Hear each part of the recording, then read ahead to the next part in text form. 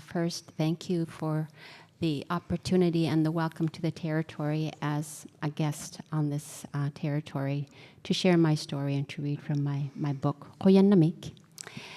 And thank you, Andrea, for giving me the few minutes, because I really want to set the tone of the evening. There's an interesting comment from a previous read, and she said, I was really hoping for a happy ending as she was reading the book. And she goes, and we had one. It was a really good ending. And so I thought, I'm going to start the reading with this because it was very important to me, and I appreciate so much, Andrea, that you were such a kind and gentle teacher throughout the discovering of the stories, and that you honored this wish, which was that the book needs to start with my child, because my childhood was actually pretty amazing. And so I'm going to start with that, and then we'll pick it up from there.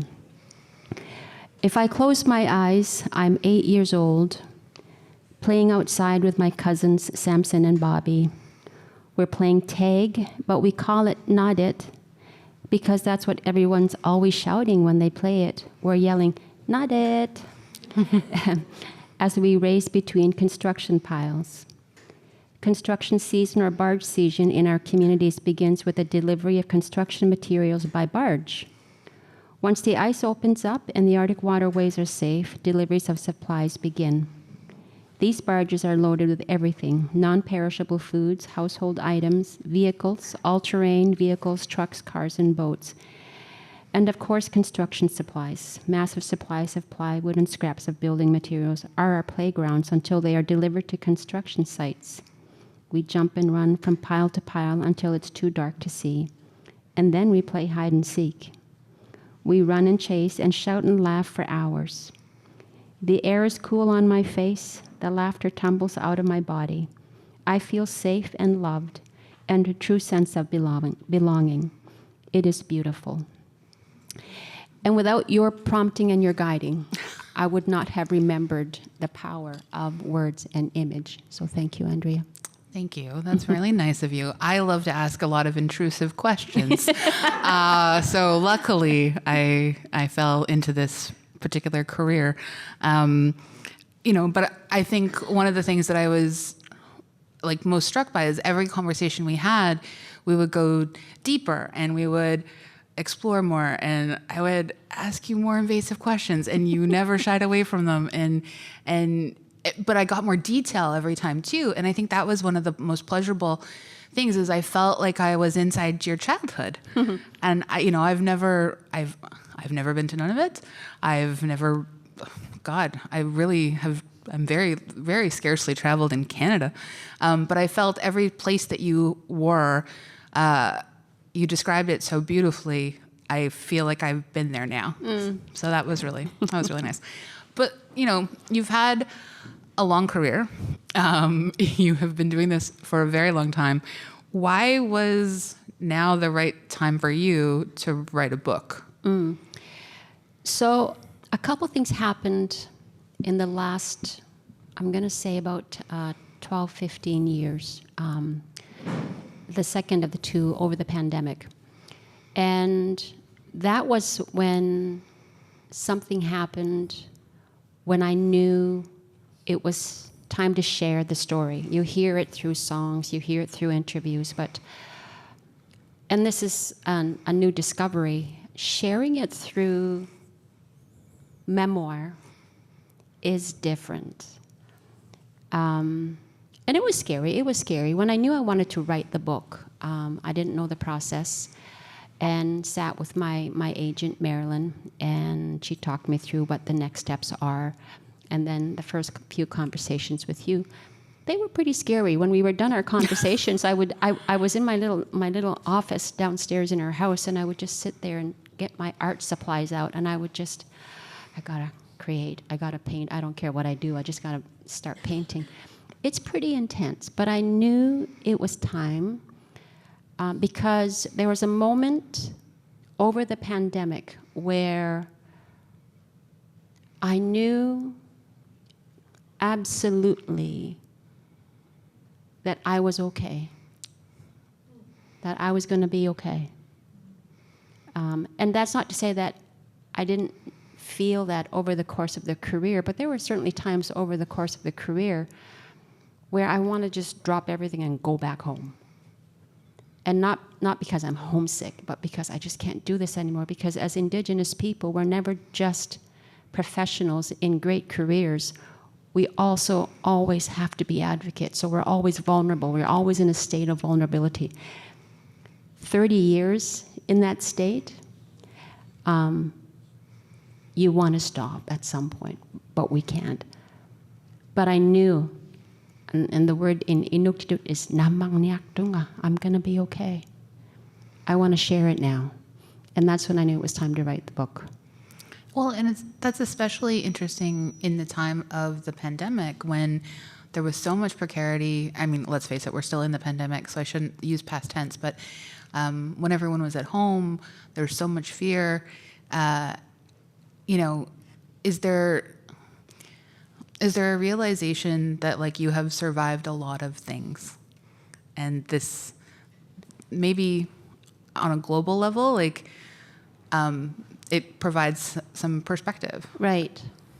I never thought of it that way, but I think for sure and I can't speak for all artists, we're in a constant state of hustle, Yeah. you know? Yeah. So when the work is gone, there was definitely a little while there where you panic. What are you going to go back to? What does work look like when that mind just goes into this panic mode? And I felt like there was a point when this starts to happen where you just kind of have to step back and there's nothing you can do about the situation. So something in the brain just says, there's nothing you can do. Mm-hmm. And there was something about that moment. Again, I'm very fortunate. I have my art studio down in the semi-basement. I'm down there every day during the pandemic. And I have something to do with that sudden nothingness where Yeah. I can put this panic into something. And it was like this peace kicked into place. And I don't know if that was, I don't know if it's a final stage of survival mode, coming to full circle, you know. I've done that enough times to know you're going to be okay. But that was a very clear moment. And I don't know the steps that brought me there that particular time. But yeah, I remember it very clearly. Panic, panic, panic. There's nothing you can do. Well, I mean, that actually kind of comes into play a little bit with the title of the book, Yep. Kihiani, is, because we must, as you said, that's the translated. Yeah. That really makes sense. That really brings it home. Right. And I remember, and I do this still, this is, I think when you've grown up with incredible traditional folks, and whether they realize they did this or not, we grew up taught traditional ways of being in the household. And one of those was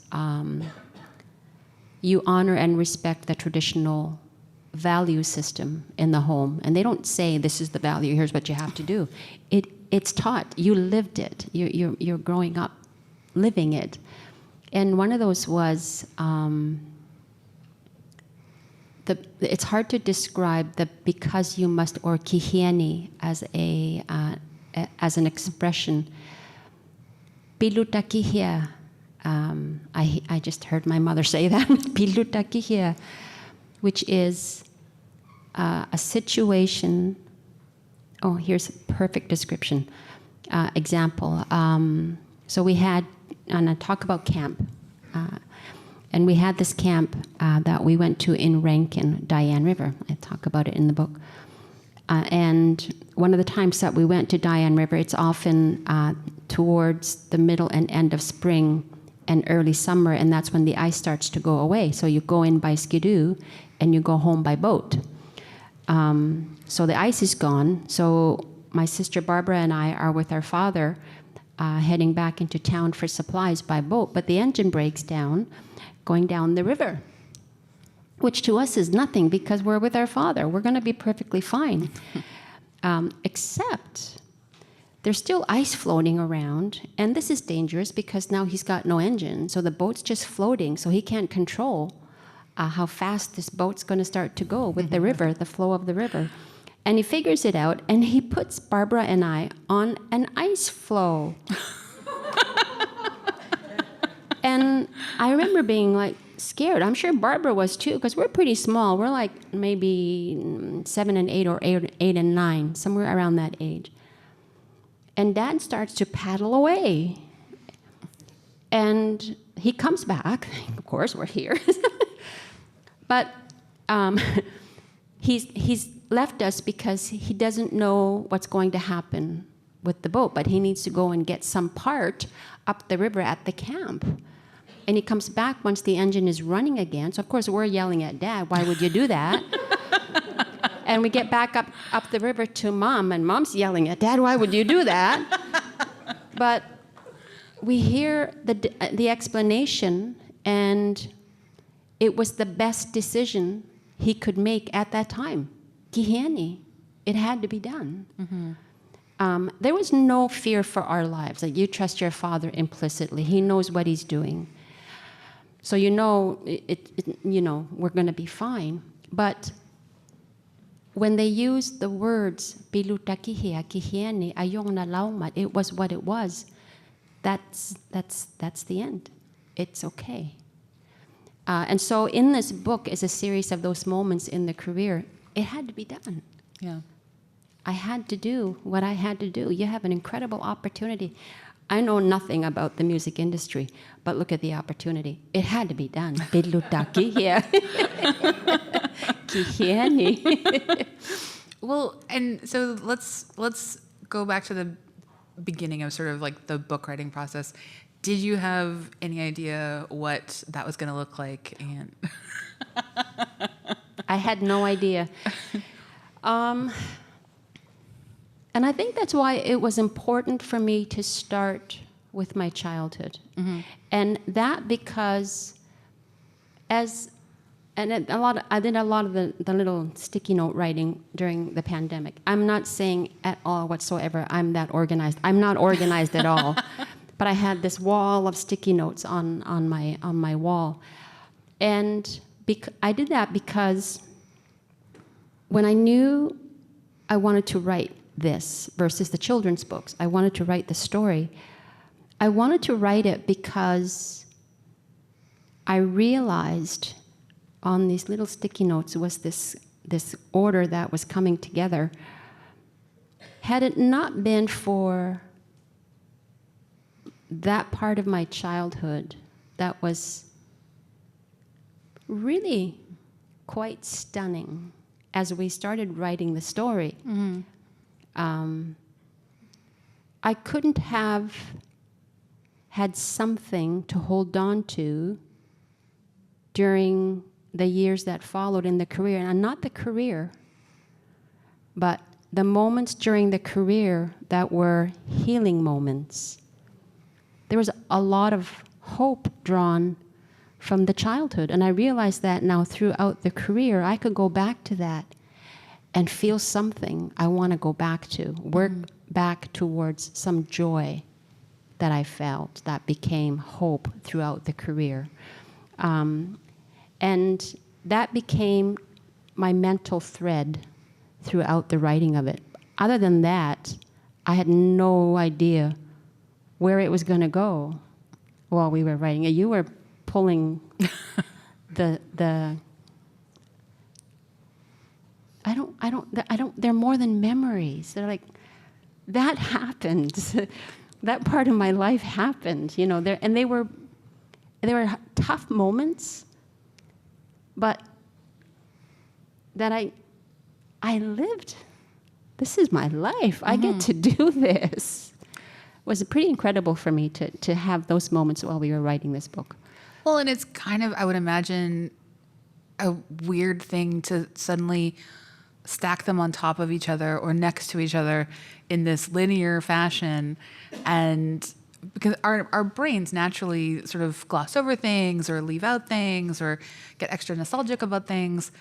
And, you know, a memoir is nothing is unexcavated. And you kept bringing me back to that.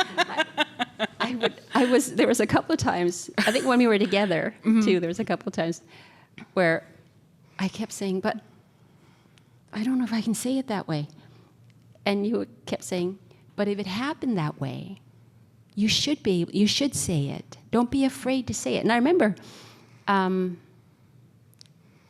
think it was last December, a Christmas concert. And, I love it when this happens. I've had 3 piano lessons in my life. And I was maybe 11 or 12 years old in Arviat. And we had the home ec room, and there was this piano there.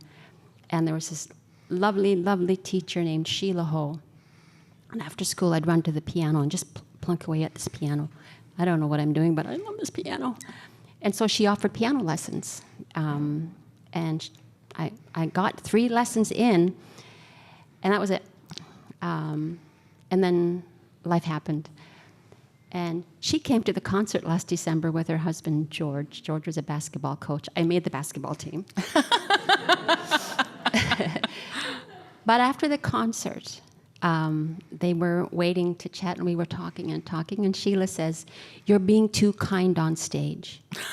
Don't be afraid to use your voice. You have a lot to say. Use your words." Teacher, still a teacher. 40 years later, still a teacher. And you kept reminding me of that, too. And I love to encourage people to be harsh. And I'm grateful for that. You know, you started out not quite knowing what it would look like to write a book. Now that you're on the other side, how did things shift for you throughout the whole process? Because you also then, after finishing everything and like the editing as well, you know, legal review, all these things, then you had to record the audiobook. So you've been through a lot with this beautiful text here. I'm surprised. I love it. I don't regret it. Would I do it again? I would. But I'm still surprised by, and the audio recording did this, how and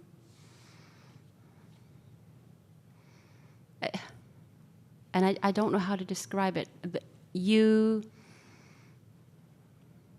It's different to hear your own voice tell the story. And I had an audience of 2.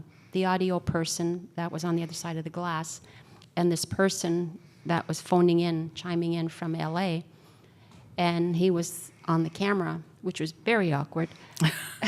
Yep. Yeah. And I don't know if that's what made the audio part of the reading so much more, it made me feel much more exposed. And it was exhausting. It was exhausting. But also, I'm a very visual person, so if I'm reading something, it's a movie in my head, right? So everything I'm reading, it's a memory. I remember that. I remember the bumblebee.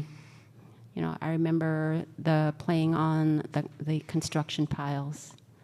Everything, the details. So I was just saying, at the end of that first day, I went home, and I'm this is happening now. I had a nap for an hour today. I don't nap. That day, I slept for 2 hours, and I don't do that. It's not a terrible thing, but I wasn't prepared for that. I thought the book's done, the story's told. I don't have to go through this anymore. That's what I thought would happen with the book. Put it on the shelf. It's done. It's the opposite is happening right now. You were probably more intimately acquainted with everything, like, and especially after you get a couple months break, to then be back into it is, I think it's actually extra challenging. It is. But also, I think of it also as the flip side of it being what a privilege to have lived a life enough to write it. And right now, especially, we spend a lot of time on what should reconciliation look like, but we should be spending equal time on truth-telling and our stories. And that's what this is. This is the brutal truth. This is the story, and there's so many out there. And we need more of this from the Indigenous community. And I get to do that, you know, and this is all worth it. We're going to go home soon. I'm going to go to my little art studio, and I'm going to go there for a few days and just get back into my paints and fabrics and sewing, and I get to do that. Well, that truth piece has been such a staple of your songwriting from the beginning, and it has meant that a lot of your stories have resonated very deeply and intimately with your fan base and other folks out there who see themselves and some of the things that have happened to them in your songs. What's the difference, do you think, between writing about your life in song form, other than the 3 minutes, I get, you know, but writing about yourself in song form versus writing about yourself in memoir?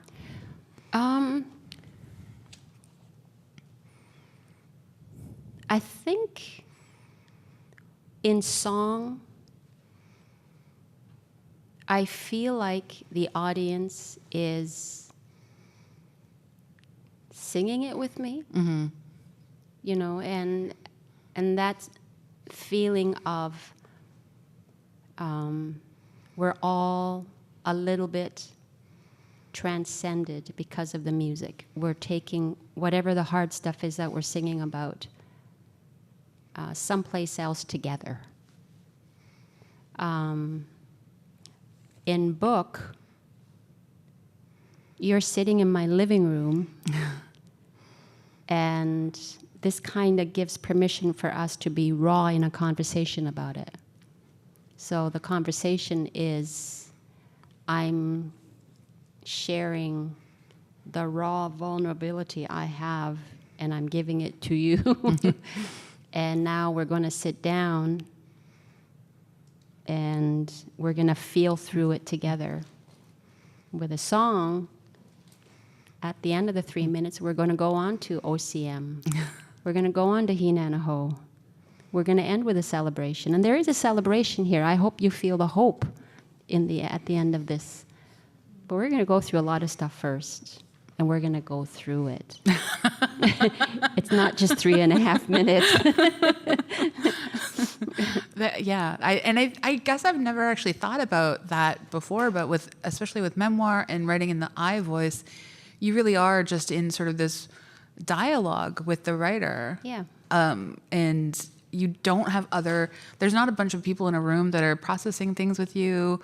Yet there's no musical arrangement. I mean, obviously people can go and check out an incredible discography of work to go along with the book, but there is something really raw and vulnerable about that. Yeah. And I think what happens with a live performance is if you've come to a concert, you're going to be entertained by the band. So we get to share the energy on the stage. So you're a bit diverted. There's a bit of a diversion there all the time. So we're splitting the energy on stage. Whereas with the book, it's just you and I. Yeah. The record that sort of changed your life in the biggest way, This Child, is celebrating its 30th anniversary this year. So that's very exciting. Congratulations. Thank you. Thank you. You know, this record, as much as it sort of made your career, it also broke you personally in a lot of ways. Yeah. So what's it like revisiting this record now from this vantage point? You know, the most amazing experience this year has been, because I was telling you earlier, I'm often still surprised how many come out 30 years later, right? They remembered. So with the tour we just did, we would have the grandmother, who was a young mother 30 years ago, brought their early preteen, forced their preteen to come to the first concert of this child. And they come back 30 years later with the grandchild. And often it's the grandchild's first concert. And this happened quite a bit during the tour. And I would just go back to the hotel room and say, oh. So it wasn't just that they were curious. It wasn't just a curiosity, you know. And 30 years later, I think some part of my brain feels like, you're legitimate. You were then, you certainly are now. Because I don't always feel that, you know. I don't always feel that. But when I meet them, the three generations, and we have a little conversation, it's like, oh, that's so cool. It's just so cool. Amazing fans, and I don't even like using the word fans. I just love that 30 years later, we got to see each other again. You know, I don't know that we'll do another cross country like that. I hope we do. I hope you do it at 60. I can't wait. So do I. That's what I said. We can do this, right, honey? We'll be doing this again at 60. Well, that's another 30 years. We'll be 90, honey. We could do it. Absolutely. You know, a lot of the songs have meant so much to the community that has, you know, formed around these albums and your music. And I'm straying away from some of the questions I had before, but can you tell me a little bit about some of your, or at least one of your favorite songs to perform live from this child? From this child. My favorite song will be OCM. It's a favorite for sure to perform. You know what surprised me on this tour, though, was Pond Inlet. OCM, top of the list. But Pond Inlet, because it's a beautiful story. It's a stunning Inuit community on the Baffin Island. If there's ever a place, if you want to travel north once in your life, don't tell Arviat I said this. Go to Arviat, please. But Pond Inlet is a beautiful community on the Baffin Island. But there was something really magical about the arrangement as we are performing it. And I'm hearing the string section in Pond Inlet and the way that it was written. And we got to play it with the National Arts Center Symphony. Oh, wow. Oh, my God. And my wish off that tour this past March was if I had one more thing on my dream list, it's to do this child with a symphony or a string section. Because Pond Inlet, if you go back and listen to the string section, because when you hear it, I can hear my bass player getting ready to play this beautiful part in the song, and I know what's coming from the string section, and I'm home.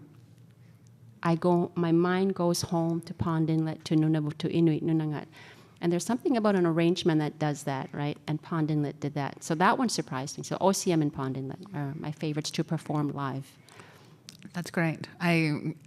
I wish that I had like some capability to just play Pond Inlet right now. Oh, but that's fine. That's fine. We're all gonna hear it in our heads and then go home and listen to it after. Yeah.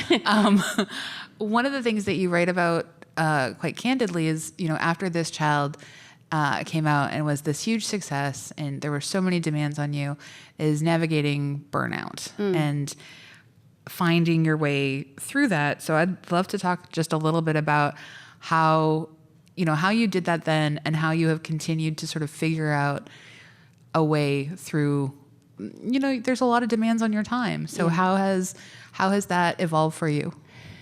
So the first burnout was between this child and the follow-up album, Unsung Heroes. And I think that is when spending time in the studio to write changed. Writing Arctic Rose and writing This Child and them being the successes that they were, everybody else on the other side knew what they were doing. They all were professionals in their respective fields, the producers, the managers, the agents, the labels, the musicians. Everybody knew what they were doing. I'm over here, and I'm winging it. I'm like, I don't know what I'm doing. I really don't know how I got here. But with the follow-up album, it was an entirely different experience. I want to write. I want to figure out writing. I want to figure out English. That was my big thing. I had the dictionary and the thesaurus, and I'm going to figure out good English words. I'm going to write differently. I had a different plan. And I think that's when writing became an expressive tool. In Arctic Rose, were it not for directing what I brought with me to Ottawa into something else, and that something else happened to be singing and writing, that helped in the way that it did. That was one thing. But now I'm discovering during the writing of Unsung Heroes, something different in me, and I wanted to keep feeling that. That was a different impetus. Mm-hmm. I don't know if that's the right word, but it's that thing. It was. I want this. I want to know what this is, and I think that is when the burnout started shifting into a new energy, something. I'm a bit joyful, and not quite, because postpartum depression and burnout are pretty scary to try to come out from. Especially when they intersect together and you don't really know what's going on. And you don't know what's going on. And you have a baby, and you have a marriage, and you have a hit album that everybody just expects you can do again. Right. Yeah, can't you just make a second one? Yeah, it's so easy, right? Yeah, we need another OCM. Okay, I'm on it. Actually, I'm going to figure out singing first, so let me get to that. But there was that whole new, maybe less afraid of the process, and looking forward to getting back in there to figure it out. That was starting to happen with Unsung Heroes, and I know that had a lot to do with writing my way out of burnout and postpartum depression. Yeah, so like that creativity and catharsis and like moving through, because I know that you had journaled a fair bit, like off and on, and you'd written a couple of poems, and that had sort of become part of Arctic Rose's whole lore, Yeah. But I'm so interested when people really figure out that writing can be a way for them to sort of just like write themselves back into sort of existence in a way. Yeah, and also why it was time to write this, and the Arctic Rose Foundation. When we started the Arctic Rose Foundation, I started the process in 2012. I had just come out of my third burnout. And I knew that I could, though. I knew that I had enough tools to know I can get through this one. But that thing that happens when you're in depression or in burnout, I started to recognize then how many of our young Indigenous students are in this. And it's a very scary. It's like you know the screen on TV when it's just like this fuzzy noise, black and like the staticky, the static sound. Yeah, that's what it is in your head. It's just static, and you can't change the channel, and it won't change. It won't shut off, and it's a constant thing in your head. That's what burnout is. And it's scary. It's really, I remember crying in the shower. And baby was maybe 6 months old, and I had to get ready to get back to the studio. And I hopped in the shower to get ready, and I just stood there and I just cried and cried and cried. It's like, I don't know how to get out of this. I don't know what this is. And it's scary. It's really scary. And so that third time I knew what to do, but it's the same thing. And so it was then that I started the painting course. I signed up for a painting course in Oakville, because I knew if the writing can get me to this point, I'm going to find another source to start working with. But I knew that I could. And because this was a tool that I had discovered, it was time to share these ways through the foundation. So now we do that work through the foundation. Yeah, so maybe we should just say what the Arctic Rose Foundation is and talk a little bit about why you founded it, why it was important to you. Yeah, so the Arctic Rose Foundation, our mandate is safety, through expressive arts, emotional, physical, cultural, spiritual safety. And we incorporate all art in our processes. Our flagship program is called Messy Book only because most of the work I do is abstract painting or any form of abstract work. And we encourage participants to journal or create in their Messy Book every day. Mm-hmm. We have a space that we operate in our partner sites, which is often the high school in our community or on the reserve. We hire and train high school students to run the Messy Book program. We have art resources that we're developing constantly for them to work with. Emotional intelligence is part of the process, so we talk them through the art process, healthy conversation. But the icing on the cake is we have an artist roster of 30 artists, Indigenous artists, and once for a week, a month, an artist is deployed to a partner site to share their art and their story. So there's the mentorship piece for the artist and the youth worker, and we mentor as well, our youth workers. But the expressive arts process is the focus of the work. Basic mental health tools through expressive arts is what our focus is with the Arctic Rose Foundation now, because I know without the arts, I would not have gotten this far. Mm-hmm. Yeah. Well, and particularly when you were going through so much of what you're going through in the mid-90s, there just was a real lack of conversation and especially open dialogue and naming things for what they were with regards to depression and postpartum and burnout and all of these different things. Yeah. Like, how much have you personally sort of like witnessed change in the 30 years? Oh, it's powerful. It's powerful. My mother is 80 and a brilliant, brilliant woman and so strong. It's just overwhelmingly stunning how strong this woman is.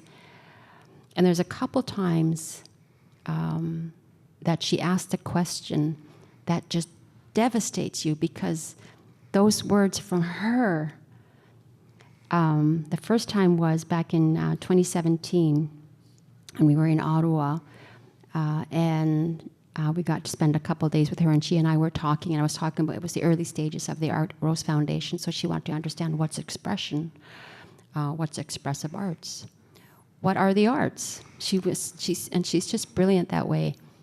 And she's a traditional seamstress, like a professional traditional seamstress. Her pieces are beautiful, stunning pieces. And she asks me, do you think I'm an artist? And I'm like, Mom, if you weren't an artist, we wouldn't be. Yeah. And so that, the light in her eyes, to realize that, I am an artist. You are an artist, Mom. So that was one. And then more recently, about a year and a half ago, when we started working on the book, she was asking, well, what are you going to write in the book? Only mothers can get away with asking that. What are you going to write? What do you have to say? And I said, and there's a portion in the book that talks about this. I'm going to read it, actually, if I may. Yeah, absolutely, please.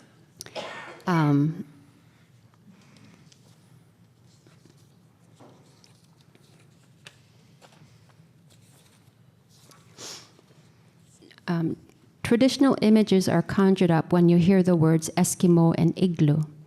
That was my parents' world. But Dad also grew up learning Elvis's music and rocking out on the tundra. I couldn't reconcile the gulf between those two worlds and how it defined my parents' entire generation. I tried to imagine what their life was like. It must have been so confusing. They're waiting for something better, and some things were better, but so much wasn't. Knowing they couldn't go back to the old ways. The life they knew was gone. That uncertainty, that tension, that trauma is the foundation of the frenetic energy underlying my generation. We were born into settlements, and we never got a chance to witness a truly traditional life. I've never slept in an igloo. That was erased in one generation. Today, we have our own version of the Eskimo problem, ilirasungnik, to be in a state of ilira, or emotional fear. And when I started working on what is the work of the foundation, it's reconnecting with healthy emotion to start to work through this ilira, because I was in a state of ilira when I moved to Ottawa. Were it not for the expressive arts through songwriting, I would not have come to know this. So I'm having these conversations with my mother about this, and this more recent one, a year and a half ago, she wanted to talk about ilira. And she's never felt fear, and she was really honest about this. I've never been afraid. And then she says, but now I understand, my grandmother was. And you talk about intergenerational, she's telling me this, intergenerational trauma. And somehow, what my grandmother gave me, I never thought I felt I actually did, because I gave it to you guys. So she understood in her own way what intergenerational trauma was. And that was, why we write about what we write about, why that piece is in here is, this is that education piece for us as we heal. And what is it we're healing from? And the more we peel back the layers of the onion, the more we see, like it's when we are having the conversations, you would go, there's your questions, and it's, oh, well, we got to make notes. We got to talk about this one and this one. There's more there. The more we discover, the more we need to keep pulling those threads, right? That's what was happening. And that's 2 generations making these discoveries. That's incredible, and that's a really wonderful place for you and I to sort of wrap up this element of the evening and give it to the room if anybody has some questions that they would like to ask. Oh, thank you.